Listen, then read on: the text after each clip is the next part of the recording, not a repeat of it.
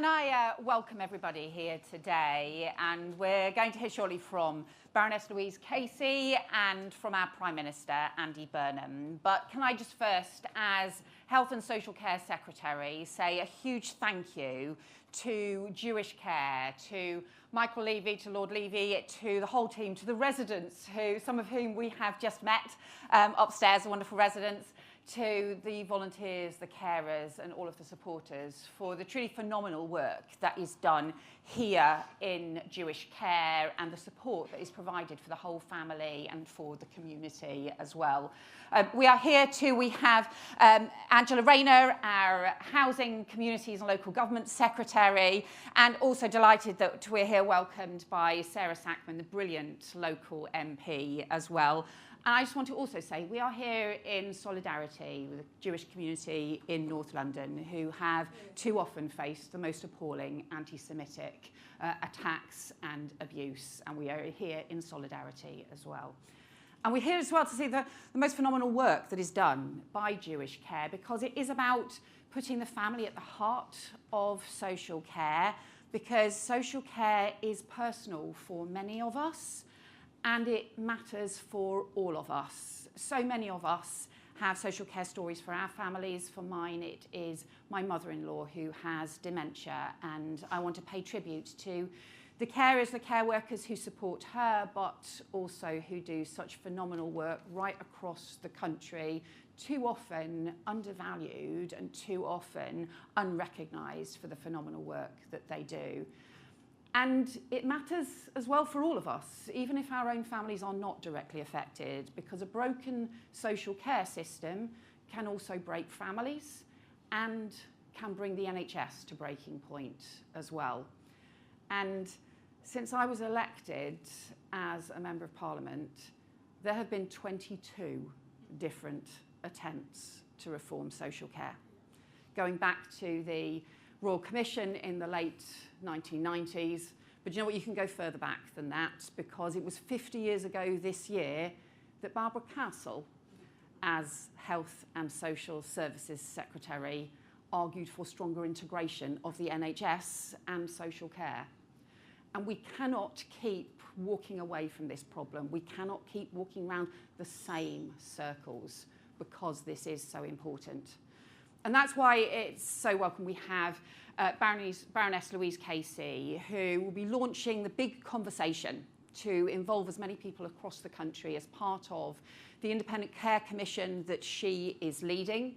Alongside that, we'll have a new ministerial group that I chair, which will be accelerating our response, including on a range of issues around workforce, around the reforms around the system, but also crucially to take forward Louise's first recommendations, particularly to appoint later this summer a dementia czar to take forward the improvements that we all badly need to see. And ultimately, we are here because of leadership, and because of the leadership of our Prime Minister, Andy Burnham, who has been passionate about the need to reform social care for decades, who was arguing 15 years ago for major changes to deliver social care that provides proper dignity and support for families, but also can support and be integrated with our National Health Service. And it's also because of the way that Andy is determined to do politics that he is calling for the cross-party consensus and for us all to work in a different way together to finally make changes happen. Because ultimately, this is for all of us, so all of us have to be part of this. Thank you. Can I turn over to Baroness Louise Casey?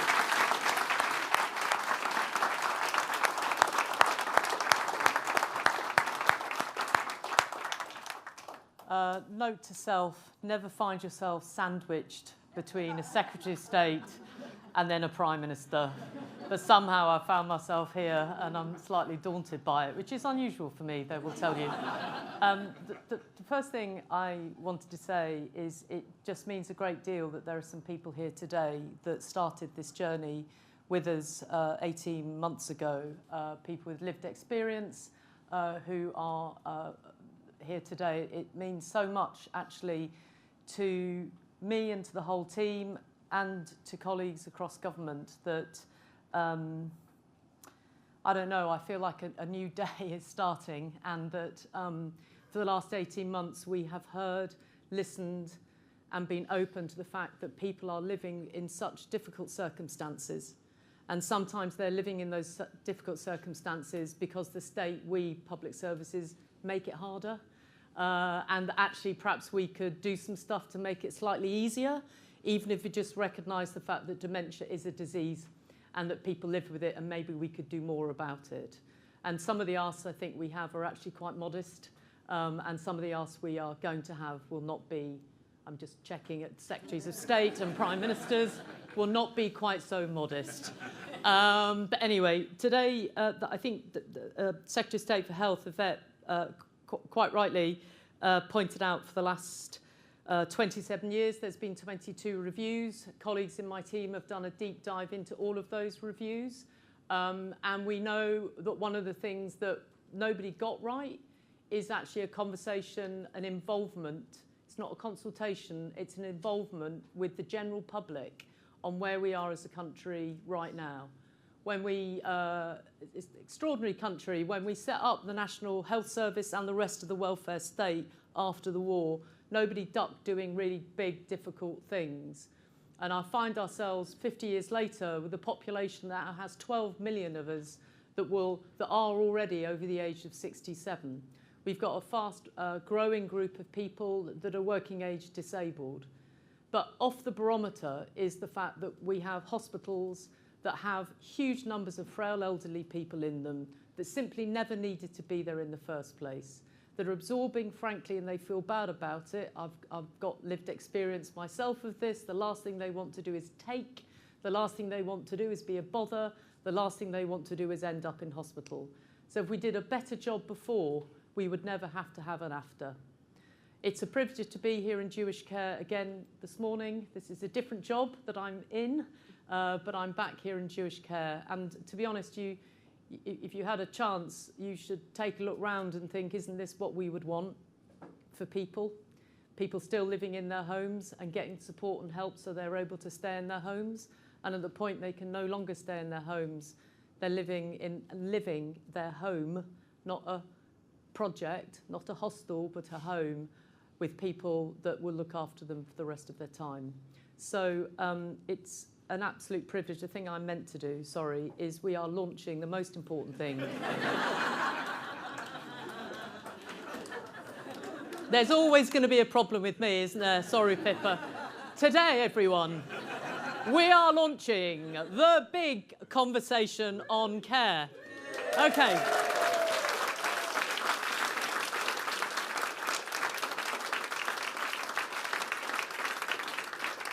We could completely screw it up. Don't clap me yet.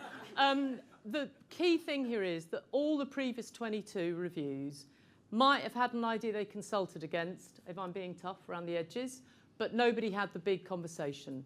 What does care mean? Who should get it? What should you do as a family? How much could you do for yourself? And how do we get this right? And then when does the state step in? And more importantly, at some point for all the politicians, who pays? But actually, who pays is a personal thing. There are people out there right now in this country paying huge amounts of money towards their care, and we shouldn't forget that. So anyway, the big conversation is, I think, going to be the game changer that tries to renegotiate, if you're, the social contract, I think is what people would say, with the public, and then help us as a country work out together how we can fix and solve this big problem. And I would just say, as a woman who worked during the pandemic, can I just remind everybody that nobody thought we could get everybody in off the streets? Everyone did. So we can do difficult in this country, and we can do it well. And that's partly why it is my absolute pleasure to, and honour indeed, to introduce the Prime Minister, who is also the son of a dad who has Alzheimer's and is therefore completely cognizant of the difficulties and challenges in daily life. And now he's our Prime Minister. It's my absolute pleasure to introduce Andy Burnham. Lovely. Thank you.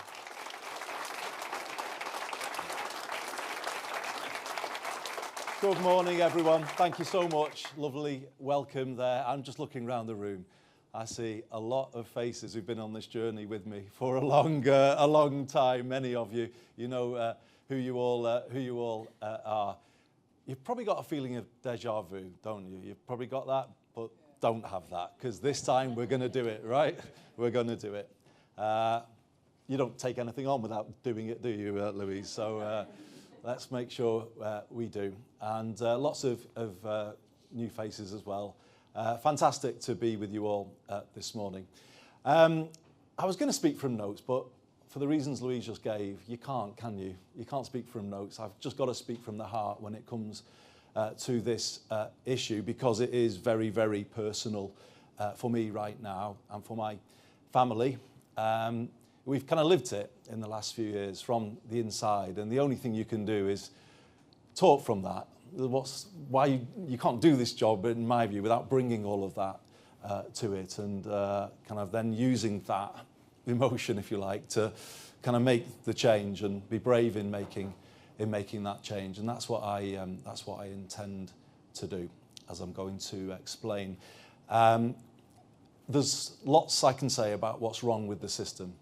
I will come to that, but I want to start with what's good about the system. Because sometimes when we talk about social care, we don't do that enough, do we? And I see so much good in terms of the journey that we've been on. And I mean, I'm talking about the people who've cared for my dad. Hundreds of them we've seen and we've watched. You know, when someone in your family is receiving care, you look at everything through new eyes, don't you? You notice things that maybe you didn't notice before because you watch it so closely and so carefully. And I've just been really, I don't know, overwhelmed by their care, the skill in what they do, the professionalism. It really is incredible, and it's humbling to watch them caring for someone else's dad or someone else's mum. If you think about that, you know, bringing all of that to the care of someone else's relative, it's just an incredible thing, isn't it? That, to me, they should be the best paid people in society, not the worst. And, you know, I just start with that feeling. And I need to say this, because, you know, many people from other countries have been caring for my dad. I want those carers to know we appreciate you. We appreciate what you are doing to support people here. And that really matters that I say that as well. There is so much to be proud of. I mentioned the skill and the care and the professionalism. I watch sometimes how people communicate with my dad, and they're able to catch a moment of the old character. It kind of just will come out because of the way they draw in the conversation. And that is an amazing talent to have. But also moving from a wheelchair to an armchair, or from there to a bed without distress or discomfort, it is incredibly demanding and skillful what they do, and that needs to be recognised. I also want to recognise the good organisations, care organisations in all sectors. And as Louise said, we are really lucky to be in one today. I visited Jewish Care here in Enfield with the Member of Parliament, Sarah, 10 years ago, just about. And I remember thinking, well, this is the gold standard. This is how it should be. And we're lucky to have a sister organisation in Manchester called the Fed, leader of Bury Council here today, chair of the LGA. He knows what I mean when I say that's whole person care, Eamon, isn't it? When you know it when you see it, and you see it there at the Fed, you see it here at Jewish Care. I see it at the faith-based charity who run my dad's care home. I see the same. I see good in all sectors. And let's celebrate the good in social care before we turn to the things that we know need to be better. And before we then say, and how have we got to this position? When it comes to the bad, I think there's only one group really to blame, and that's my generation of politicians. It's almost 30 years since the Royal Commission on Social Care. 30 years. And in that time, what did Yvette say? 22 reviews. I mean, it's a major dereliction of public duty that Parliament has not faced up to this, of all challenges, something so fundamental to life as this. It's shameful, to be honest, that politicians have put point scoring before fixing this issue. But that's what's happened. It's created a feeling in Westminster that this is too difficult. And if you take it on, you're taking on too big a political risk. Or how come we've got to a position where it's too difficult to fix the basic care that we give to each other, that fellow human beings receive? I mean, how has Parliament got itself to that position? And there is something here that is a test for the political and the media culture in this country when it comes to this issue, how it's spoken about, how it's reported. It's for everybody. Everybody needs to take on board what is being launched today with this big conversation, because I think everybody needs to engage in it responsibly, needs to remember who they are talking about, what they are talking about, the people who work within it, and to do it respectfully and to do it accurately. I just think that's a really important starting point, and I feel I need to say that. Because the current situation, frankly, is bad for everybody. It's certainly bad for the people who don't get the care that they need. It's estimated today in England around 2 million adults have unmet care needs. Now, think about that for a moment and what that means. I can, again, certainly attest from family experience that it's too hard for the family carers. And the leader of the Liberal Democrats, Ed Davey, was quite right to talk about that on the radio this morning and say how important it is that we see people struggling in their homes, looking after a partner or a relative. It can break people if they're kind of left without that support that they need. In fact, it does break people, and that needs to be recognised. It needs to be recognised that people can see everything they've worked for wiped out by the costs of care. Hundreds of thousands of pounds can just disappear paying for care. Adults with disabilities will say that they face very unfair care charges just to live their life. That needs to be recognised. And let me come back to the staff doing what they do on poverty pay. I've been made aware of somebody homeless working in a care setting, living out of a mobile home. Just again, think about that. How can we enable those staff to give a real sense of security to the people they're looking after if they do not have it in their own lives? And it makes what they do all the more remarkable that they do care in the way that they do. But we cannot take them for granted, and we must not do that. So it's bad for everybody in this, but it's also bad for the National Health Service. And let me just say something about that. Again, I've had experience in the system as it currently is, which is trying to give out care in 15-minute slots, because honestly, that's all that councils say that they can afford for many people. It's fine if the needs are moderate and you can complete the task within that time slot, but what if they're not? What if the needs become moderate or severe and you try and carry out everything within 15 minutes? I can tell you from experience that that can be a recipe for quite significant chaos if you are not careful. And it leaves the staff in a really difficult position, because often what they are told, if they have a problem and they can't complete what they're doing, ring 999. Ring 999. And I heard a few kind of yeses in the audience and a few nods. I know, and I'm saying this, there'll be people watching who know what I'm talking about. That can be a really frightening experience, because it often isn't the case that that person needs hospitalisation. In fact, you could say it's the worst place for them to end up. But once that process is underway, it's very difficult to stop the drag of the system into hospital and then everything that comes from that. That's bad for the NHS too and the staff who work there. It's a lose-lose situation, because often people then spend a long time in A&E, a long time in hospital, but then fit to be discharged and can't be discharged. It just is a pressure that the NHS struggles to meet. And look at it in the numbers.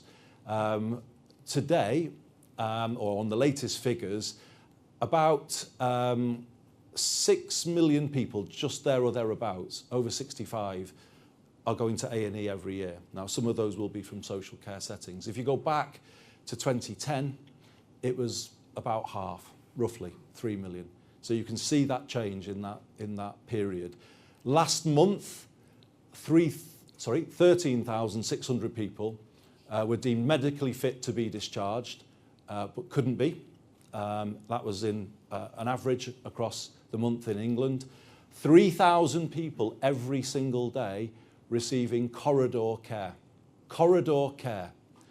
The trade unions now are monitoring corridor care. Do you remember there was a time when that was what you called the winter pressures? Well, these are year-round now, and staff in the NHS are trying to deal with those pressures every single day. And there's growing talk of burnout amongst NHS staff because the pressure they are trying to deal with is simply too great. And it's not sustainable. If you think about all of those things, then you know the NHS cannot carry on in that position. And let's not have a conversation about social care as though it lives in its own silo. It doesn't live in its own silo. It's intrinsically linked to the National Health Service and what happens there. When I left office as Health Secretary, wasn't all my doing, but 98% of people there or thereabouts were going through A&E within 4 hours. If you look at that figure today, it's about 75%. And there is just no way that we can restore the NHS to the standards that we would all want to see without fixing this issue. We can't do it.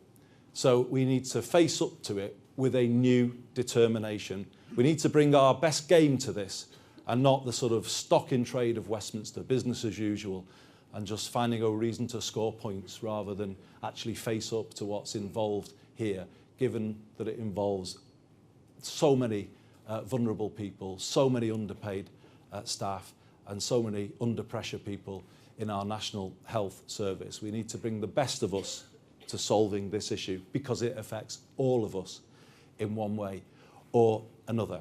So that brings me then to what I want to announce today. 3 announcements, and you've already got a flavour of some of them, but this is what I've decided to do coming into office to bring things forward. And the first thing is to ask Baroness Casey, Louise, to bring forward her review by a year. So working with Yvette and with Angela and other colleagues, we want to expedite that review. We ideally want to do it even sooner, but we've got to be realistic. But if we say a year from now that we have that independent review, then I think we can rise to this challenge with the urgency it requires. So that's the first announcement. And let me also just say something about what I want that review to address. I go back to what we proposed in 2010, and Phil Hope was Minister at that time. A National Care Service. A National Care Service. Well, why do we talk about that? Because we need to talk about a system that can become highly integrated with the NHS. Social care is different. It has to be person-centred. If it's not person-centred, like the brilliant care provided here at Jewish Care, then it won't be what people would recognise as social care. You don't want to over-medicalise care, but it has to be very integrated with the rest of the system. It has to be preventative in its character. It has to be person-centred. And that's what we're asking Louise to give us her report on. How do we deliver a national care service in England that sits alongside the National Health Service, works in a similar way, that is highly integrated and can optimise the journey of a patient. If a patient's leaving home to hospital, back as quickly as possible, and there's no delay. We also then ask for a principle of home care wherever possible, so that we have an approach that supports people where they should be and often where they want to be, rather than ending up in a hospital bed. So how do we deliver a national care service? And there are different ways of doing it. You could do the fully fledged version, or you could do a lesser version, and you could do something in between. And then you have the question of how you pay for all of those options. But that's the stuff of the review, and the big conversation will feed that review. And again, I would ask everybody to engage with it in that way. The second announcement is to immediately, and not wait for the review, focus on the social care workforce.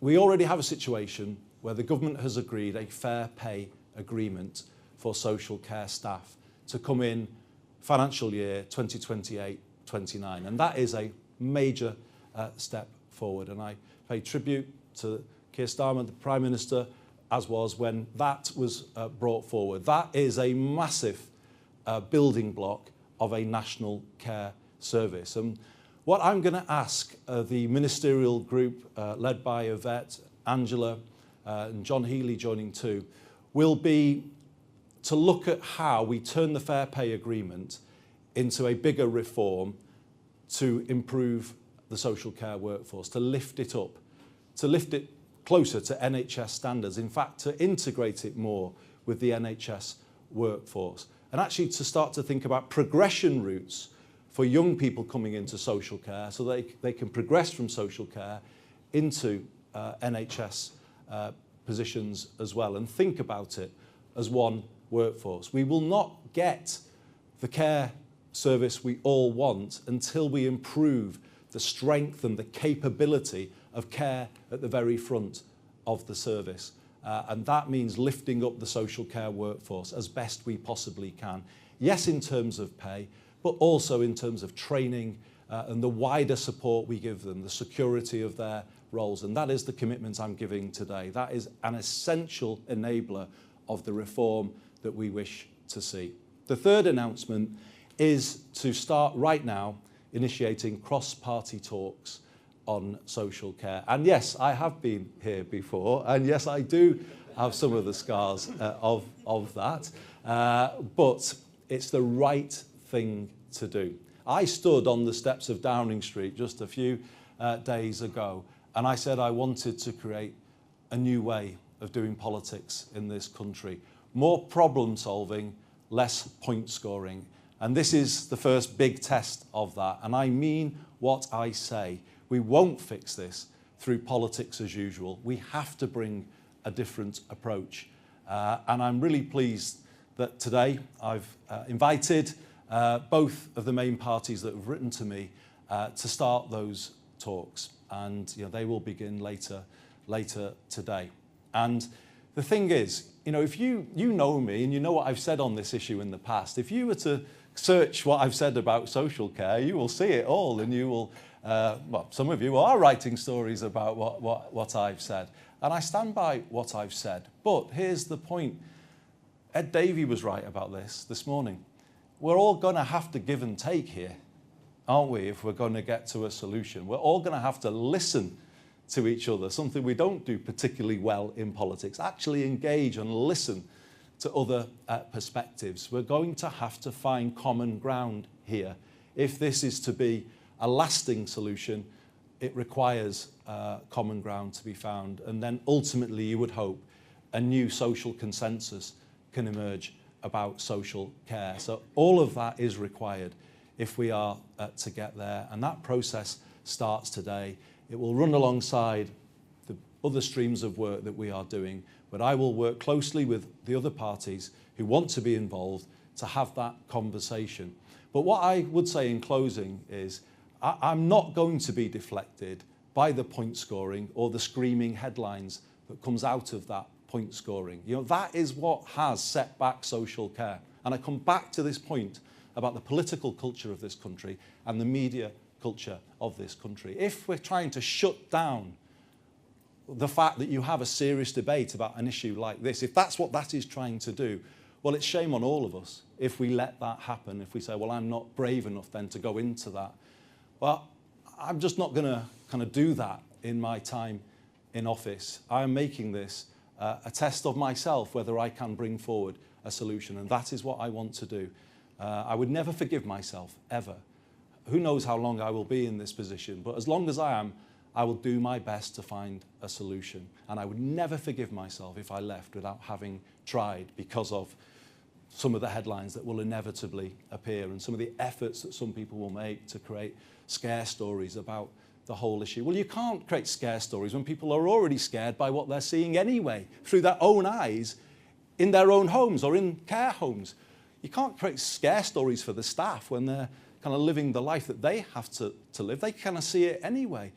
And, you know, you can have as many headlines as you like about this tax or something else, but when people are losing hundreds of thousands of pounds, everything they've worked for, well, what about them? And it seems that those stories don't really often think about the people who've already lost far, far more, and that indeed almost lost everything.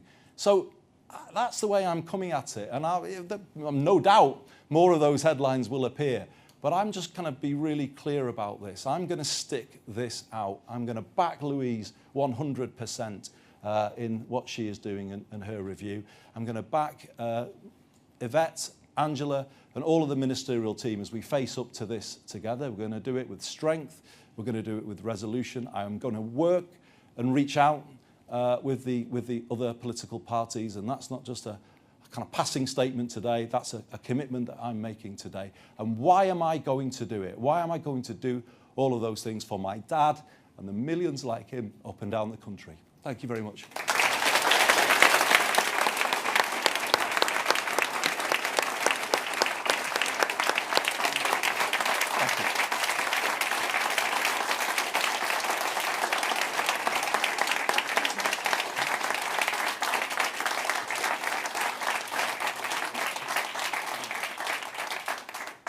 So, I'm standing here on my own, going to take questions. I was hoping that the cavalry might have... No, I'm only joking. Alison Holt I've got first from the BBC. Alison.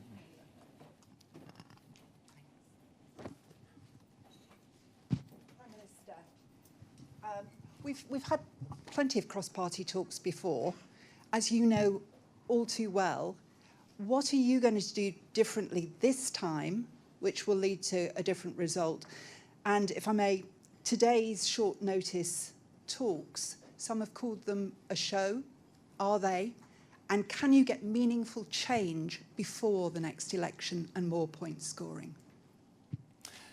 I think in terms of what will be different this time, Alison, if I look back to that experience that I had as Health Secretary in the 2005 to 2010 Parliament, we probably left the reform too late in that Parliament, and it got too close to a general election.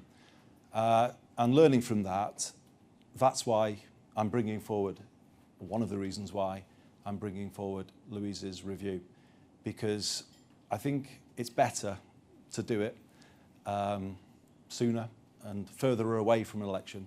And that answers another story for the media, doesn't it? That there's no election on the horizon. I think it's best to deal with it early and to listen, because often what we can do is then drop a solution out late. Engage now. Don't have cross-party talks when a solution is emerging, again, which is what we did back then. Build it with people. So do it now. Get people in now and start talking, understanding the different perspectives. I don't know whether it's possible to find agreement, but let's give it a try.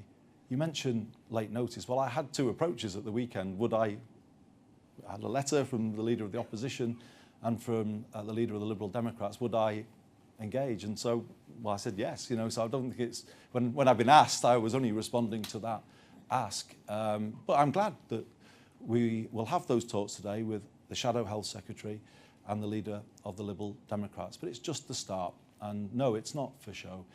How could it be, given what I've said this morning? This is huge for me.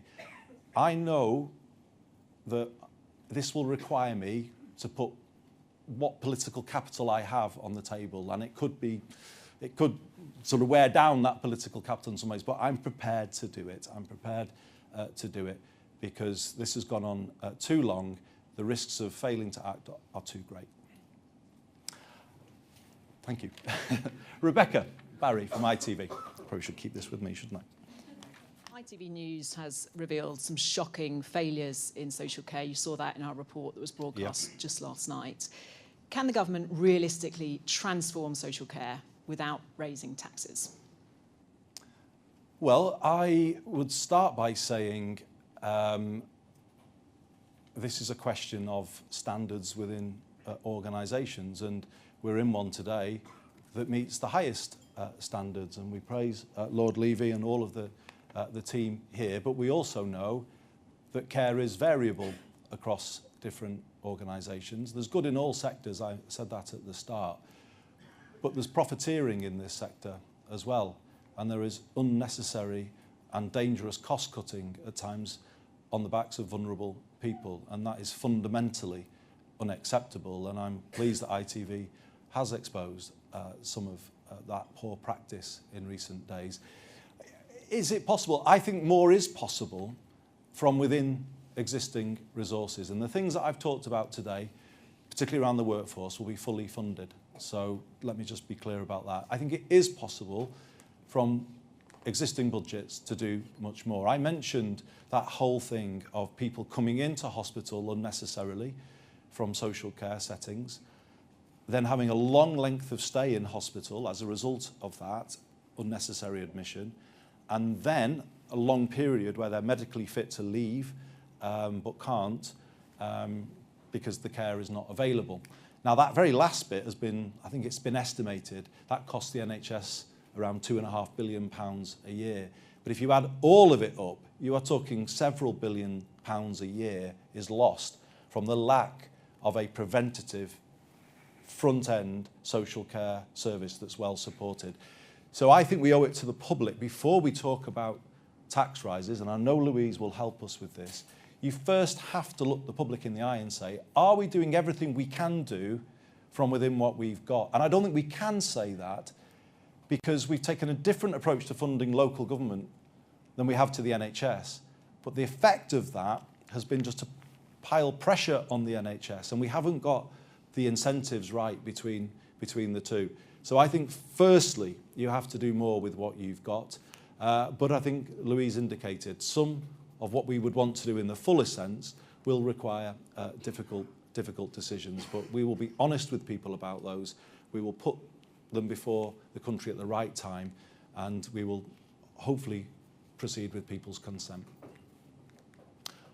Next one, sorry. It's Sam Coates, looking right at him. Sam Coates, Sky News. I was hoping to get your instinct on a couple of areas of the social care debate. Do you think that you can only get funded care if you've got assets of less than £23,250? Do you think that figure is now too low? And do you think the fact that 85% of care homes run on a for-profit basis, do you think that figure is too high? And I hope people in the room don't think that this is crass, but it's a linked topic that is linked in the minds of the public. What's your position on assisted dying? Okay, 23,500 I think is the threshold. So just so everyone watching knows, if people are, whatever you've got, home, pension, savings, can be whittled right down to that floor. And that's why I talked before about hundreds of thousands of pounds being on the table, you know, on the roulette table when people go into a later life, and who knows what can happen to any of us. I think social care in England is as unfair as American healthcare. The vulnerable pay with everything, and it can completely leave them with nothing. And you know, that floor has been in place for a long, long time, and common sense says it can't be fair. Obviously, the Dilnot report looked at that, at those issues, but we're 10 or more years on from Dilnot now. So, you know, those issues will have to be looked at. But it's not the case that the funding and the paying for social care is the only issue. As I've said before, there's a whole other set of issues here that have to be considered. I think the review should look at practice across the system and where the best care is to be found. I'm not saying today that you know, one sector is too big and therefore it will need to change. But we do have to be sure that there isn't profiteering in the system. I think that is where we absolutely draw the line. There are good organisations in all sectors, but what we cannot accept is money being taken out. And we actually do see that happening, not just in adult social care, we see it in children's social care too. And I think we do need to kind of make some changes there to answer the question that I was answering before about making the most of the money that we've got. And then let me come to your third point, Sam, my position on assisted dying. I take the view that that debate, and I don't say that there shouldn't be a debate at some point about those issues. Personally, I think there's something that needs to happen first, and that's the fixing of the funding of palliative care and social care. I think it is very challenging to introduce that wider debate in a context of people not receiving that care and having the peace of mind about that care. And that's the way I kind of see this, and that's the position that I will stick to. Daniel next from The Telegraph. Hello, Prime Minister. When you did your big conversation back in 2010, you came out very strongly in favour of compulsory insurance. Is that still what you're minded to bring in? You also ruled out tax rises. Is that something you can rule out now? And can I just ask another question on defence? Can you commit to 3% on defence by 2030? Oh my goodness, that's getting your money's worth there, Daniel. So, I mean, I'd said before that I have views that are on the record, but life has moved on from when I was first looking at social care in 2010. We are in a difficult world from a financial point of view. And I would come back to what I said a moment ago. I can feel whatever I want to feel, but if I want to persuade others and get a cross-party consensus, you don't just go in and say it's got to be my way and that's it, because how do you persuade people? I think there are kind of ways of looking at this that could include a more voluntary approach initially, or could include a roadmap to a reformed social care system. To come back to the tax point, I will stick to the manifesto. That is important. There is a manifesto, there are commitments there on tax, and I will stick to those commitments. When it comes to defence, obviously those commitments too relate to the Parliament after this one. In terms of our NATO commitments, I have been very clear that we will honour those commitments. It does mean being prepared to look at challenging issues. There is that challenge about young people not in education, employment or training.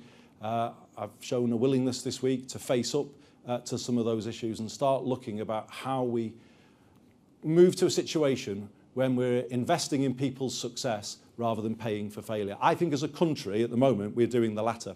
We're paying for failure, and we're paying quite a lot actually for failure. I've talked about the cost of that to the NHS in terms of failing to fund social care at the front end, but I think that's also true of young people. We don't have an education system that supports young people who want technical qualifications. We don't do enough to support young people with special educational needs and disabilities through the school system. Kids with mental health challenges wait for months, even years to access that treatment. You know, then young people are going on to benefits in their 20s. It's the same argument. We've got to start investing in success and helping people succeed rather than paying for failure. And if we change those things, then we will open up the way of meeting our commitments on defence. Millie from The Independent. Thank you, Prime Minister. Millie Cook from The Independent. Can you guarantee that people will no longer have to sell their homes to pay for care? And as you've acknowledged, you and others have tried to reform social care before. Looking back, what do you believe that you got wrong, and how should voters trust that this time will be different? In an ideal world, I wouldn't want anybody to have to sell their home to pay for care. I think it's a really awful process for those who live through it. You know, the whole thing of children taking power of attorney and then dealing with parents' finances. I think the whole thing is horrendous for those who live through it, and they see everything that their parents have worked for just whittled away in front of them, paying for care that often isn't good enough care in terms of what you would want for your mum and dad. So I think the system isn't right, and in an ideal world, no, I wouldn't want to see that. If I go back to what Daniel mentioned and the proposals I put forward, it was intended to stop that. You know, if everybody on the NHS principle contributed a little, it would mean everyone could protect the majority of what they'd worked for. Now, I don't know. I know the Mail probably and the Telegraph doesn't support that, but I don't know. Do people support that? And this is the point. What I got wrong, as I said before, was going too close to a general election when there just wasn't time for those issues to breathe. And I do ask colleagues in the media again, can we not let the country look at this in a quite clear-eyed way without all of the hype and the sort of the overwriting of some of these issues? On this issue, I just ask it again, on this issue, please, can we have a factual debate? Can we allow people to weigh up the different options that Louise might put forward and then just come to a considered view based on those facts? Is that too much to ask? I don't think it should be too much to ask, because I think the public will give us their view. They'll make it really clear what they feel they can accept and what they can't. But what we won't get to that point if there's all of this stuff swirling around and everyone frightened about everything. That just won't get us there. So we're all in this together. But yeah, I learned from that experience last time. I'm initiating cross-party talks today rather than a few weeks before a general election. So you live and you learn as a politician. But I hope that applies to everybody too. Let's do it better this time, and it does apply to everybody. And I think, have I got anyone else to call? I'm just looking to, bear with me. Oh, sorry, Chris. Yeah, I see other hands, and I don't know if we're going into a wider Q&A, unfortunately. Thank you. You mentioned that one of the reasons why the previous 22 efforts had failed is that people were scared about headlines about tax. Is one of the aims of this national conversation to explain to people what they stand to gain by reforming the current system and therefore make them more willing to consider those trade-offs in terms of how you pay for it? And you mentioned several different problems there. There's catastrophic costs that people face to have to sell their homes. There's eligibility through means tests and other criterion that means people get their help. And then there's the quality of care, which is provided by low-paid workforce reliant on immigration. Those are different challenges. So which of those do you prioritise? Well, we look at them all in the round, is what we do. Because I think one of the failures, again, going back to what we got wrong in the past, has been just to look at one element of social care. Often, how do we pay for it? And how does it affect the individual? Those are important issues, but it's not the whole story. You do have to look at the situation of staff trying to provide it, the pressure on the NHS that results. You have to look at it all in the round, because actually some of the financial solutions may come from doing things differently and unlocking the unproductive spending that we have in other parts of the system. The issue is whether the big conversation will be allowed to open up these issues. That's why I was looking to Louise to see whether she wanted to come back up and just say something on this. The big conversation would be the place where those options could be put out there and people could give their view on their options. It's an independent process, so it's safe in some ways from government coming in and saying what can and can't be said. But Louise, it's over to you. Yeah, I think it's just really important at this stage that we don't over-manage with kind of letting, dare I say it, media decide what questions we should be talking about with the British public. So my view is we need to involve the public in what they think care is, what they want to do themselves as families, what they think is reasonable, what they think they need help with. It's as simple as that. Some of those things can be really small, and yet as a system we make them really difficult, through to them who they think they are prepared to support and who they think their taxes or any other form of personal money should support. And we go through the gamut of all the options. I think it's fair to say that there has never been a national care service. There are colleagues in the room today that are doing the best thing they can to manage a pretty flawed system. Nobody at any point before this moment said we want to have a national care service, and so we need to look at everything in your list But the most important thing is we have to involve the public in actually helping us shape what that looks like. And I think that's the most important part of today. And I'm not avoiding your question, I'm just telling you the truth.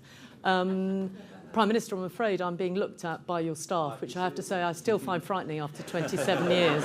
You find something frightening? No, I don't believe it. I pretend I do anyway. But so I Thanks, think everybody. the point now, if it's okay, is if anybody would like a quick chat with Andy, he's really happy to. But we need to just get up and get moving because we've got cross-party talk. Sorry, Andy.